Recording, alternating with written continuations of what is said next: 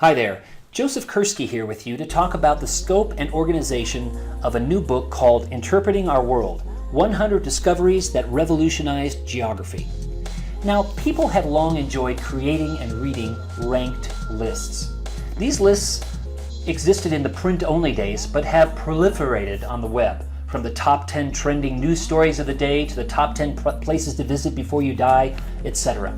Rather than a ranked list, this book focuses on 100 discoveries that revolutionized geography. Thus, Carl Sauer is not more important than Halford Mackinder, nor is GPS more important than remote sensing.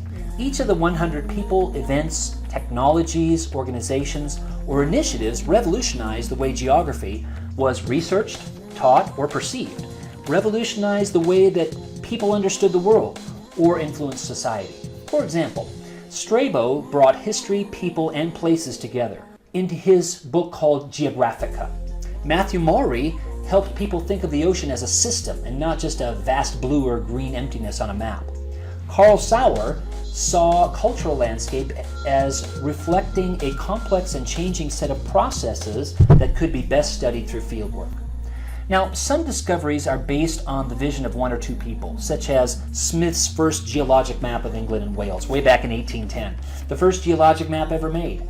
But even those discoveries were usually supported by colleagues who didn't desert the visionaries. Not all of Ferdinand Magellan's crew mutinied, and not all of the colleagues of Copernicus thought his heliocentric view of the solar system was unfounded. Some discoveries are of new lands, formerly terra incognita, and at least new to those traveling through it for the first time, such as what Central Asia was to Marco Polo, or what the Columbia River was to Lewis and Clark. Other discoveries are of phenomena, such as aspects of the magnetic field by Gauss or Leon Tisserand's de Debort's discovery of the tropopause. Still, other discoveries are of relationships, such as William Morris Davis's work in the relationships among erosion, rivers, and landscapes, or William Smith's concept of the stratigraphic sequence as he mapped surficial geology in England and Wales. But why this set of 100 and not a different set? Well, one could certainly argue that some others should be considered. For example, Robert McClure, Captain HMS Investigator, to map the last uncharted section of the Northwest Passage and spent 3 years trapped in pack ice until his crew finally abandoned ship on foot. In so doing, he became the first to circumnavigate the Americas and to transit the Northwest Passage. Besides McClure, other explorers were also considered for this book, such as the Phoenician Hanno the Navigator, Vasco da Gama, Amerigo Vespucci, John Cabot, Francis Drake, Jacques Cartier, Daniel Boone, Bartholomew Diaz, and Jacques Cousteau. I also considered additional modern-day explorers such as mountaineers Edmund Hillary and Reinhold Messner and astronauts Yuri Gagarin and Neil Armstrong. Other notable contributors to geography were also considered: Thales, Hecataeus, and Pythagoras of Greece, Yu Gong and Zhu Jiaqi of China, Sohrab of Persia, Paul Vidal de la Blache of France, and Richard Hartshorne and Waldo Tobler of the United States. Other innovations and movements were considered, such as the Roman transportation system, computer-based decision support systems for management and planning, the first computer and the first supercomputer, the mobile phone, the outdoor education movement, and sustainable and alternative energy and transport. And certainly the automobile and electricity are both worthy considerations, as they have arguably done more to alter the planet's physical and cultural geography than just about anything else. I leave it to others to make the case for these important advancements. One thread running through this book is evidence that geography is misunderstood by the general public, and at times by the rest of academia. But at the same time, it has become well established as a discipline with profound relevance to the real world. In part due to the perceived misperception by those outside the discipline, some geographers have made special efforts to communicate the importance and relevance of the subject matter of geography. For example, Richard Assmann, an atmospheric scientist, published the popular monthly magazine Das Wetter for over 30 years, in addition to his research and teaching duties. Now, the inclusion of Zhang He, James Cook, and others make it clear that exploration has long been important to the discipline. But the inclusion of many others in this book who did not venture to new lands, unknown, should make it plain that geography does not equate to exploration of new lands. A central theme of geography is exploration, certainly, investigating and discovering, but new techniques and developing those, and perspectives and tools, and discovering new insights about the world in the process. The stories in this book bring out another fundamental aspect of geography, and that is, at the same time, geography is a natural science, a social science, and even one of the humanities. Indeed, one might argue that geography is ideally all three, which bring a unique richness to the subject. This contributes to the tension of research methods taking a quantitative or qualitative approach, or even a scientific versus what would some would consider to be a non-scientific approach. While the discoveries in this book are arranged in short chapters, most did not stand alone in space and time. Alexander von Humboldt's Cosmos echoed the grand tomes of Greek geographers from 2,000 years before. Zheng He's voyages depended on the development of the magnetic compass. The development of UAVs depended on the advances in GPS, remote sensing, and even photography. And GPS, in part, depended on Al-Biruni's development of geodesy centuries before. Despite the wide range of dates and places represented in this book, the geographers and others described here share many common traits.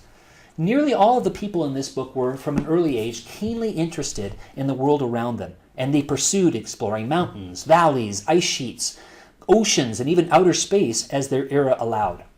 Indeed, the geographer Carl Sauer said it well. The geographer and the geographer-to-be are travelers, vicarious when they must, actual when they may. They are not of the class of tourists who are directed by guidebooks over the routes of the grand tours to the starred attractions, nor do they lodge at grand hotels. When vacation-bound, they may pass by the places one is supposed to see and seek out byways and unnoted places where they gain the feeling of personal discovery. They enjoy striking out on foot, away from roads, and are pleased to camp out at the end of the day. Often, the people described in this book overcame physical or cultural hardships. Maury's ocean-going days came to an end in a stagecoach accident at age 33, but he went on to make significant contributions to oceanography and geography. John Wesley Powell navigated the rapids of the Colorado River and the Grand Canyon with one arm. Guyot overcame the challenge of the closing of his department at Neuchâtel Academy in Switzerland by moving to Cambridge in the United States. He also faced a challenge as a result of his failure to publish much of his work, when others, even contemporaries such as Agassiz, received all the credit. Wegener completed his groundbreaking work while grappling with financial difficulty, war, economic depression, isolation, and skepticism from the scientific community, and also illness and injury. Mercator holed up in a cell while his region was being purged of Lutherans. And most often, the people in this book were tenacious. They conducted hundreds of experiments and observations under every conceivable laboratory and outdoor condition, sometimes for years with little to show for their efforts.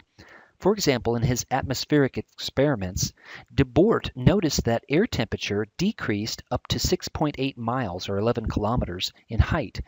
Thereafter remained constant. Yet for many years he was uncertain whether he had discovered a true physical phenomenon or whether his measurements suffered from a systematic bias in that they could have been heated by solar radiation. Therefore, de Boort carried out over 200 more balloon experiments, including at night to eliminate radiative heating until 1902, when he at last had the confidence to suggest that the atmosphere was divided into two layers. Some revolutionary figures, such as Maury, were recognized during their lifetimes as making significant contributions, while the contributions of others, such as Wegener and Smith, were not fully appreciated until after they had died. The ideas of some, such as Copernicus, were not widely accepted for several generations. Some, such as Marco Polo, knew what they were doing was revolutionary. It is doubtful that others, such as Columbus, were fully aware of their contributions. Many, such as Magellan, Cook, and Shackleton, died doing what they loved doing, out in the field, carrying out their goals of discovery and research.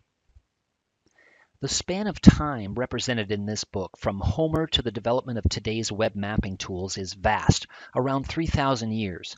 Yet even the old and new revolutions are sometimes linked. For example, through a modern citizen science project, document fragments from Strabo are being deciphered. The places represented in this book span the globe too, from Zheng He's voyages in China to the work of Aryabhata and Brahmagupta in India to the work of Mackinder in the United Kingdom. Furthermore, progress and innovation in geography, like other disciplines, had some setbacks in its forward movement. For example, Al-Idrisi's map of the 1100s represented a better effort to locate place than the map of Al-Ikhtari from 934. Lastly, while a few of the revolutionary moments took place in a single department in a university, such as Ritter's work at the University of Berlin, and others represented expeditions across entire oceans, such as Ericsson's voyage to Newfoundland, all had global impact. And all of the revolutionary moments are, in many ways, still being felt. Thanks.